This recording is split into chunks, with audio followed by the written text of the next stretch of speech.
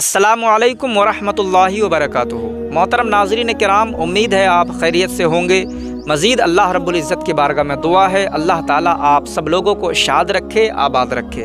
मोहतरम नाज़रीन किराम, आप इस शख्स को ज़रूर पहचानते हैं। ये हैं हमारे बैरिस्टर असदुद्दीन ओवैसी साहब, जिन्हें लोग बीजेपी का एजेंट, वोट कटवा, बीजेपी की बी टीम और बीजेपी का दलाल, बीजेपी का टट्टू, न जाने क्या क्या नाम से याद करते हैं।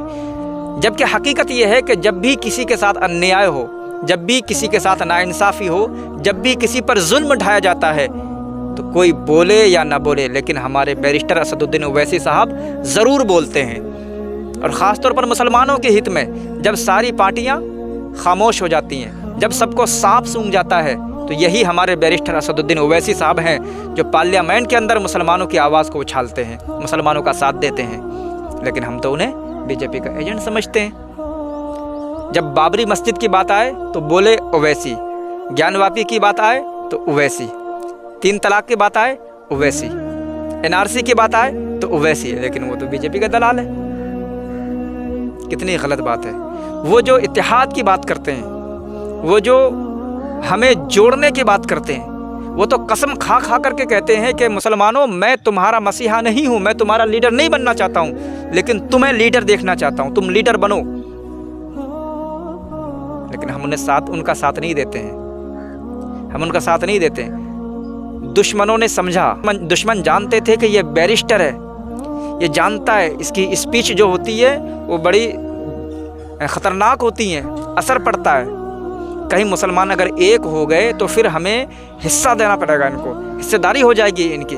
तो दुश्मनों ने इनके ख़िलाफ़ मुसलमानों के अंदर, मुसलमानों के दिलों में नफ़रत पैदा कर दी और मुसलमानों के दिमाग में जहर भर दिया कि अब मुसलमान इन्हें बीजेपी का एजेंट समझेंगे, बीजेपी का दलाल समझेंगे, तो इसकी बात में आएंगे ही नहीं। वरना हकीकत आप जानते हैं, उन्हें किस चीज़ की ज़रूरत है।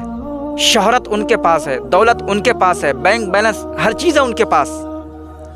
उसके बावजूद वो हैदराबाद से आकर के, हमारे इलाकों में आकर के क्यों हमें एक होने की बात करते हैं। अभी हाल ही में उनका प्रोग्राम हुआ था सूबा बिहार में, ज़िला किशनगंज, रूई धासा मैदान में। वहाँ से उन्होंने क्या क्या पैगाम दिया। जब हमारे उलमाए किराम को जेलों में डाल दिया जाता है, बेगुनाह सज़ाएँ दी जाती हैं, कैद किया जाता है, उन्हें हिरासत में ले लिया जाता है, उनके ख़िलाफ़ कार्रवाई की जाती है, तब भी यही बैरिस्टर असदुद्दीन ओवैसी हैं जो बोलते हैं। आप लोगों ने सुना होगा यकीनन ज़रूर, किशनगंज का प्रोग्राम यूट्यूब पर अपलोड है कि वहाँ पर कैसे मुफ्ती सलमान अज़हरी साहब क़िबला के बारे में असदुद्दीन ओवैसी साहब ने बात की। उन्होंने कहा कि हमारे उलमा को कुछ अशार पढ़ने की वजह से आज कैद कर दिया जाता है, उन्हें उनके लिए ATS भेजी जाती है। ये मुसलमानों के साथ जुल्म नहीं तो क्या है। मुसलमान इस देश का हिस्सा है, इस देश की आज़ादी में मुसलमानों का भी योगदान रहा है, इस देश की आज़ादी में मुसलमानों का भी खून बहाया गया है, तब जाकर के ये देश आज़ाद हुआ है। लेकिन हम तो उनका साथ नहीं देते हैं। अभी भी अगर हम एक नहीं हुए, अभी भी अगर हम अपना कायद नहीं बनाएंगे, तो हमारे बर्बादी के दिन सामने ही हैं।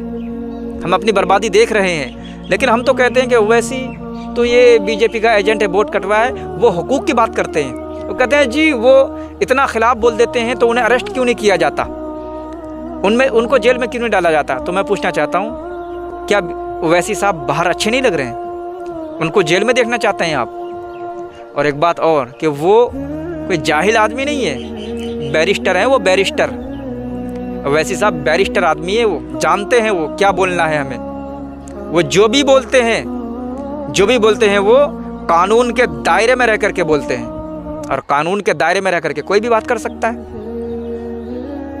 हाँ, ओवैसी साहब के जो छोटे भाई हैं अकबरुद्दीन ओवैसी साहब, कुछ टाइम पहले उन्होंने कुछ गलत किया था, गलत कहा था, कुछ अल्फाज उनके गलत थे, तो उनको सज़ा दी गई थी।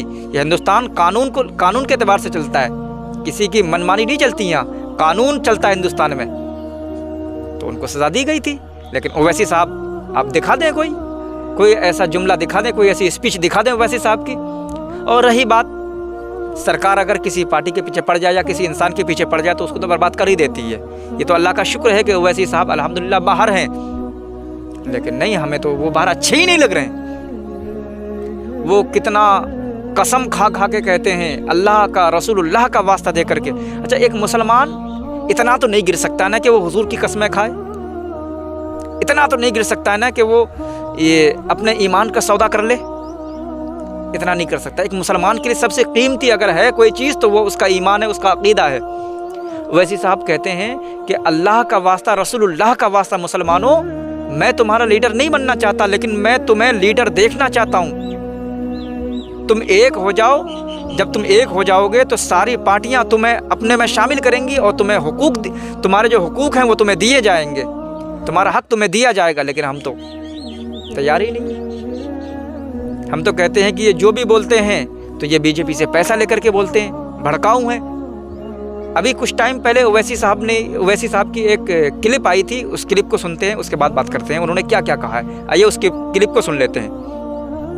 بی جے پی سے پیسے لیے بول رہے نا تو یاد رکھو آج عوام میں بول رہا ہوں میں، رسول اللہ صلی اللہ علیہ وسلم کی مسجد نبوی میں تھا، میں جمعے کی نماز پڑھ کے نکل رہا تھا تو ایک صاحب ایسی بولے، میں ان کا ہاتھ پکڑ لیا، میں نے چلو رسول اللہ صلی اللہ علیہ وسلم کے سنہری جالیوں کے پاس تم کھڑے رہ کے بولنا یہ بات، تم سنہری جالیوں کے سامنے، آقا کے سامنے کھڑے رہ کے بولنا کہ صد الدین پیسے لیا، میں چلو میرے ساتھ، تم چلو، بولا ملا اس بارگاہ سے بڑی کوئی بارگاہ دنیا میں نہیں ہے، چلو بولو، آؤ آقا کے سامنے کھڑے رہ کے بولو تم، اور جو دنیا میں میرے کو بول رہے تم کو اشر میں یہ بولنا پڑے گا، اللہ ہوگا اور تم کو یہ الزام لگانے والوں، تم کو اللہ کے سامنے بولنا پڑے گا، تم تیار ہو جاؤ اس دن کے لیے۔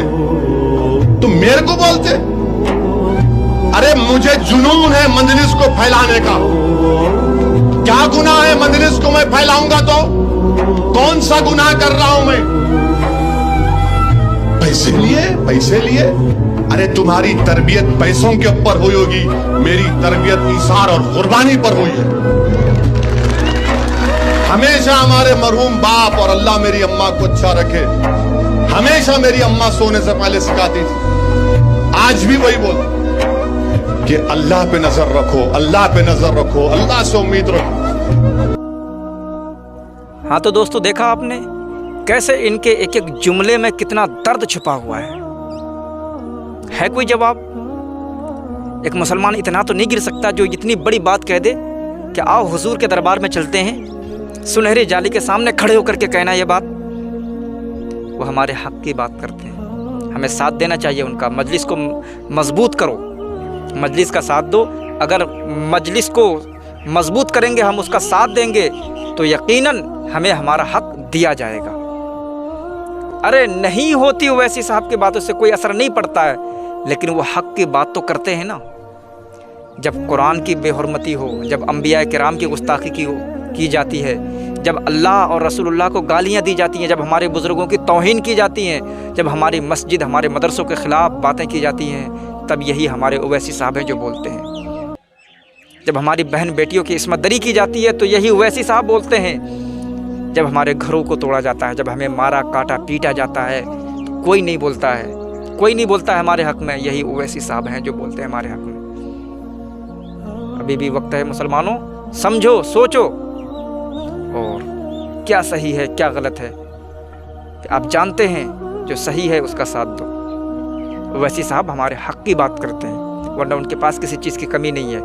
اور ہمارے ایک دوست ہیں حیدرآباد میں امامت کرتے ہیں، مولانا عبدالرؤف صاحب، وہ بتا رہے تھے کہ حضرت اویسی صاحب کے علاقے میں امامت کر رہا ہوں، ماشاءاللہ اویسی صاحب 5 وقتہ نمازی آدمی ہے، ماشاءاللہ نمازی آدمی ہے، 5 وقتہ نمازی آدمی ہے اور بڑا نیک آدمی ہے۔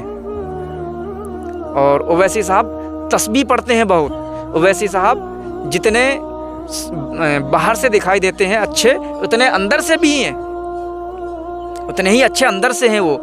خاص طور پر ائمہ حضرات کے لیے، جتنے بھی حیدرآباد میں ائمہ کرام ہیں ان سب کا بالخصوص دھیان رکھتے ہیں اویسی صاحب۔ رمضان شریف کے موقع پر، عید کے موقع پر وہ اپنے گھر میں دعوت کرتے ہیں اور انہیں تحفے تحائف پیش کرتے ہیں۔ کئی مرتبہ بتا رہے تھے مولانا عبدالرؤف صاحب کہ کئی مرتبہ میرا جانا ہوا ہے اویسی صاحب کے گھر پہ، عید کے موقع پر انہوں نے بھی مجھے بھی تحفے تحائف پیش کیے ہیں۔ تو دیکھیں کتنے اچھے آدمی ہیں، لیکن ہم تو ان کا ساتھ نہیں دے رہے ہیں۔ ہمیں چاہیے کہ ہم ان کا ساتھ دیں۔ اس وقت بھی اگر ہم نہیں سدھرے، اور اب بھی اگر ہماری پارٹی نہیں ہوئی، اگر اب بھی ہم نہیں سمجھے اور ہم نے اپنے ووٹ کا صحیح فیصلہ نہیں کیا، تو پھر ہمیں بچانے والا، ہماری آواز کو پارلیمنٹ کے اندر اچھالنے والا، بلند کرنے والا کوئی نظر نہیں آتا ہے۔ یہ میری ذاتی رائے تھی، باقی آپ کو جو بہتر لگے آپ وہ کر سکتے ہیں۔